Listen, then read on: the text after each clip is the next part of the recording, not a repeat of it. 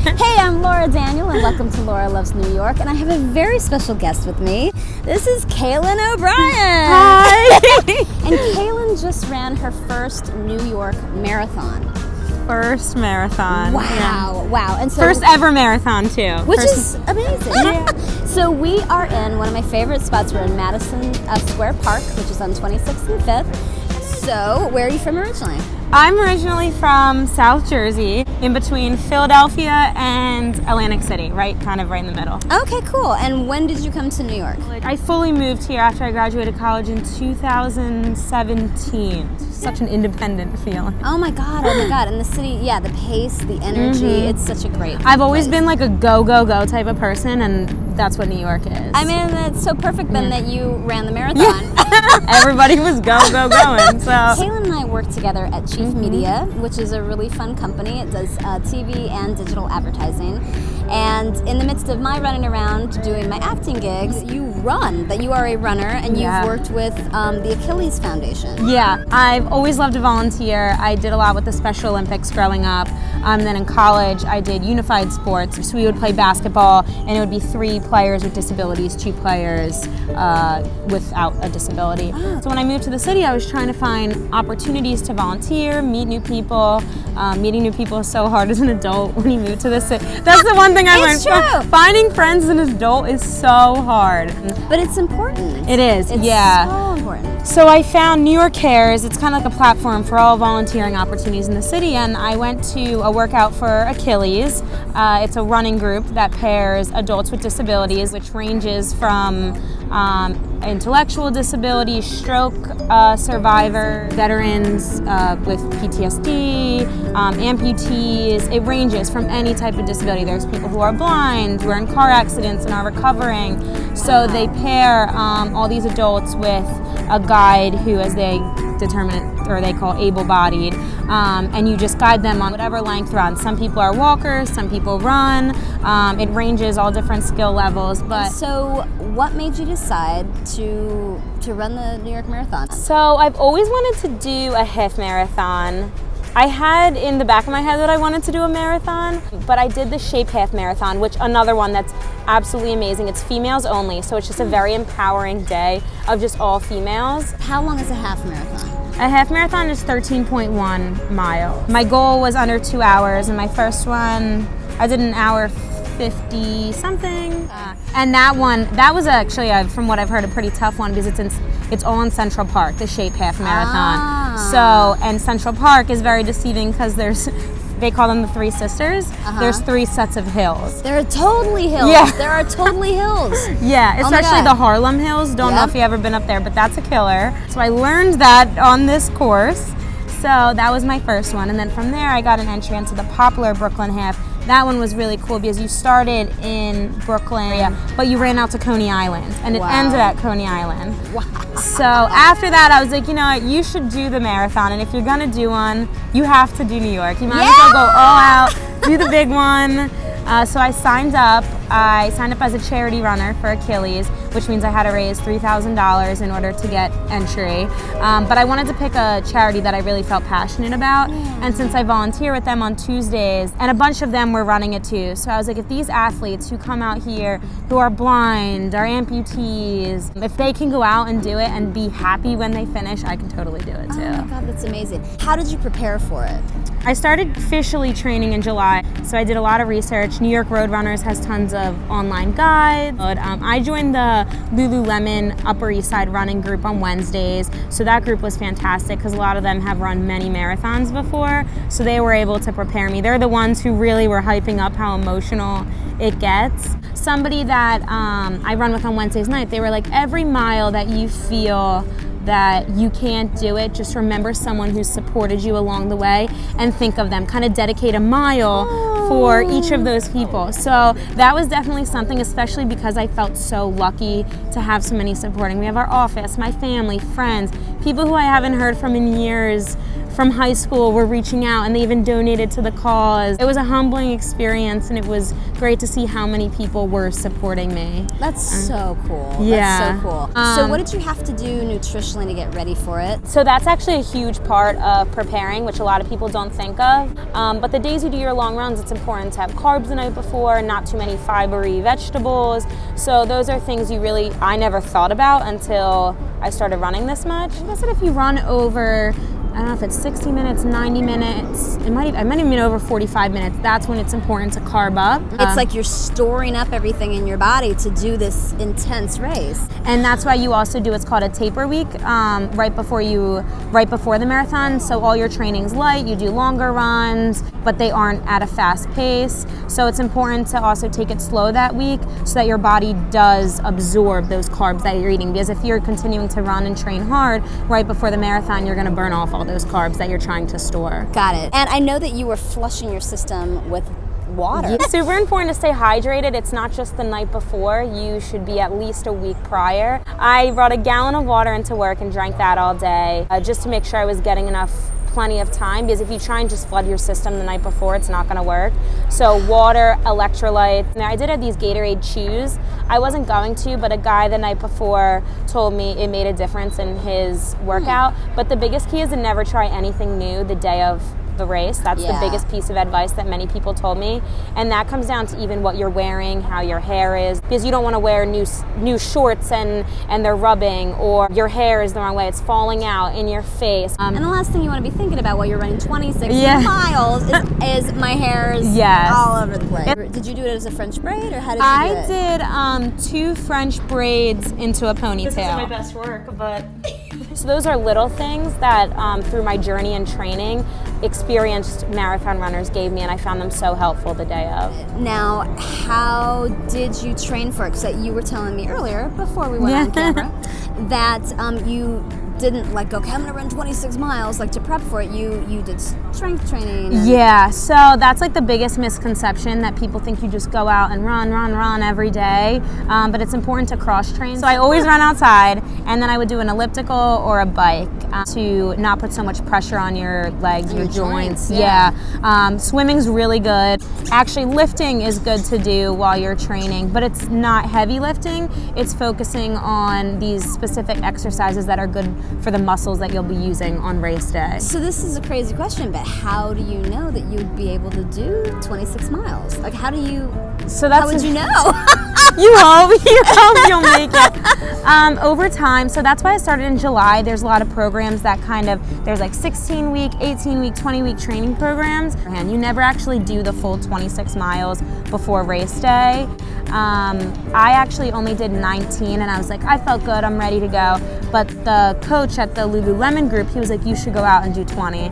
So I went out and did 20 about 3 weeks before the race. So I felt good though, but to that point, that's when most people start crashing in the race. Between 18 and 20 is a very popular time, I would say, that people start walking, their bodies start giving. So that's why he said you should do 20 to know how your body feels when you hit 20 miles.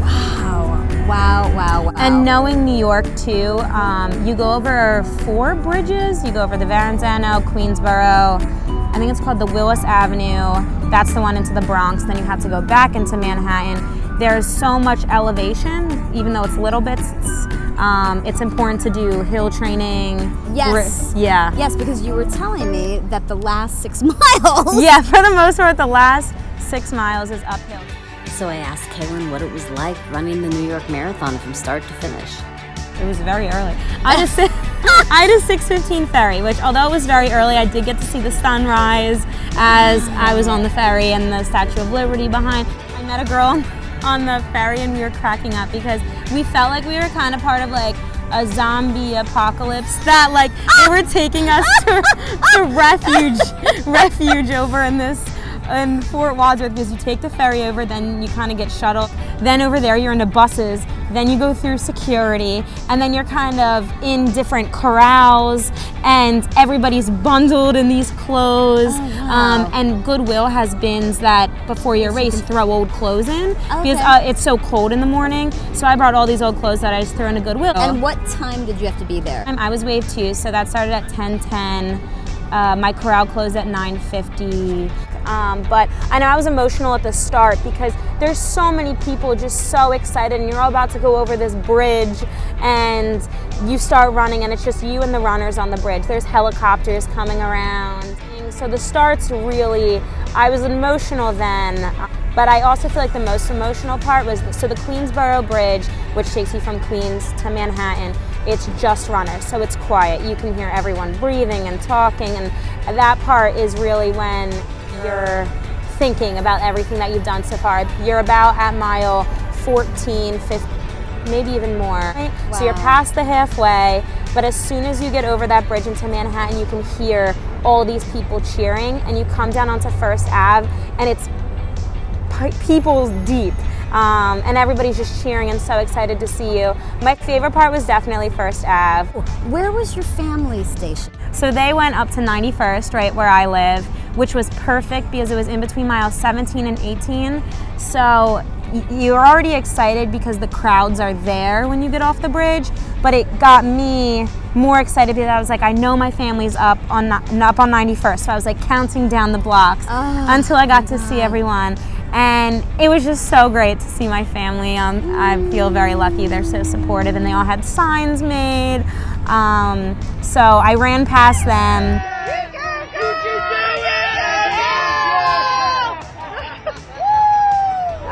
I saw them again. They said they would be somewhere on 5th Ave. You go to the Bronx, then you come back into Manhattan and run down 5th Ave. Oh, wow. And they were just going to try and cross over from 91st to 5th Ave, but it was so crowded. So another reason I was getting emotional is I thought my family would be here. I need them, because that's when you start to, that's when you really start to break down. But then when I went to the park, they found a spot there. So I saw them, and that really brought me some excitement because that's when I really needed it. They were there at about mile 23. So that was perfect time for them to be there. Wow.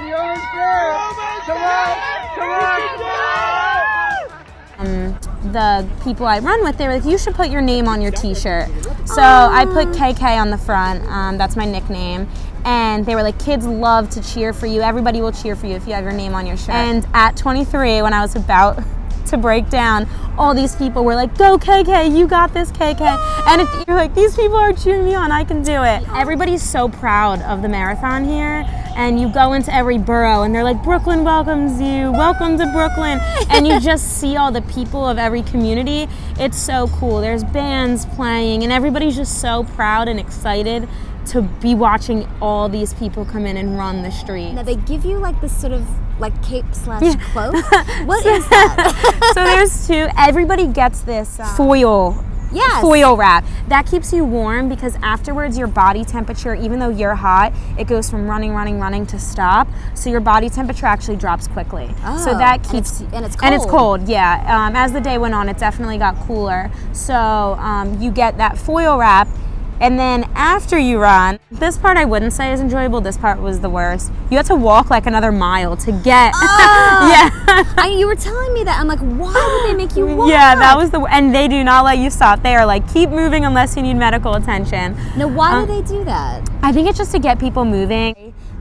Because if you think there's over 50,000 runners, if everybody wanted to stop, so they just try and keep everyone moving. Do you think you will do another marathon? So afterwards, I was like, I don't know. I don't know. I've never been so sore in my life. I played field hockey in college and double headers back to back, and nothing's compared to what I felt on Monday morning. So, but I woke up 2 days later, and I definitely want to do another one. I'd really like to do next year too. It's the 50th anniversary next year, so I feel like that will be such an event for the city. Oh my gosh, yeah. But I do recommend, if you don't get an automatic entry, or just in general, even if I got an automatic entry, being part of a charity was an incredible experience. Even though I wasn't a guide to the athletes with Achilles, I raised money for those athletes to run. They are an international organization, so the funds raised help over 200 athletes with disabilities from 18 different countries run in this marathon. That is so amazing. Yeah, and I didn't even realize they had so many people from all over. Like Mongolia had the highest representation for Achilles. Oh my God, go Mongolia! Yeah. That's so cool. Yeah, so just being there though, I felt like I was part of a team. And every time I saw an athlete, you got to cheer them on, they cheered you on, so.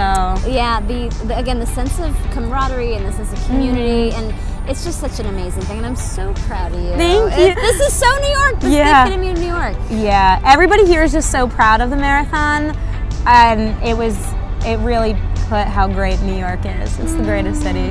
Was it the very day after or of the marathon that you were on Good Morning America? Yeah, so I actually had the opportunity to be on Good Morning America to represent Achilles. There were 5 of us total who got to go. 3 athletes, 2 guides. One woman who was there, she's actually a guide for her husband who's blind. And then I got to go with the one girl, Sarah, who I guide every Tuesday night. She is like the face of Achilles, I feel like. I cannot put into words how incredible she is. She's just so sweet, always have a positive outlook. She actually really pushed me through the marathon because every week when I would run with her, she's like, it's just one big party, you know, enjoy it, it's a party race. I'm curious about the recovery time. Definitely. The biggest thing is to keep moving even though it's painful. It definitely, I think, has sped up the process a bit. I'm not a stretcher, so I'm probably my own worst enemy right now. Dude, we've got to have some yoga. I know, it's funny. My grandparents, 90 years old, they swim 3 days a week, they stretch every day, they go for their walks. Super healthy every day. They're like, you need to stretch more, you're gonna hurt yourself. I should listen to their advice. You should. I know, if they're 90 and still moving and grooving, I should listen to their advice. Kalyn's cousin Keegan Crossland recently did a documentary on their grandfather and the 2K open water race that he did. I mean, when you think that we are made of water, our bodies are made of water, how important it is for us to be part of that water. And the feeling that you can get in the water, almost like flying. Puts into perspective, if my grandpa can do a mile ocean swim race at 90 years old, then I can run a marathon at 24. I got the medal for 70 and over. Of course, there was nobody else in there that was 70 and over. But it was great. It was great fun. Well, okay, so one of my questions I always ask my guests is, what is your favorite place in Manhattan, actually, New York? Central Park. Yay! I've always had dreams of running in Central Park, and now that I live here, I'm like, wow, this is my life you're every doing day. it. And I live close to the park, and on 90th, there's the reservoir. Yeah. That is by far my favorite spot in the city, because it's like, how is this thing in the center of New York? It's so beautiful, and it's such a great place for runners. is. I've walked it a lot. It's gorgeous. Okay, my big question. If you had any advice you could give your younger self, what would it be? This is probably like so cliche, but like, whatever you set your mind to, you can definitely do it. Like some of these items on my list, my younger self wrote down these goals, but here I am now actually doing them. So it's be patient and it will work out. You know? I love that so much. Well, thank you so much for Thanks being for on having my me. show. I'm so excited. I'm glad I could be here. I mean, every day is an adventure, and here I we would go. definitely is, especially in New York. Especially in New York. All right, bye Bye. guys.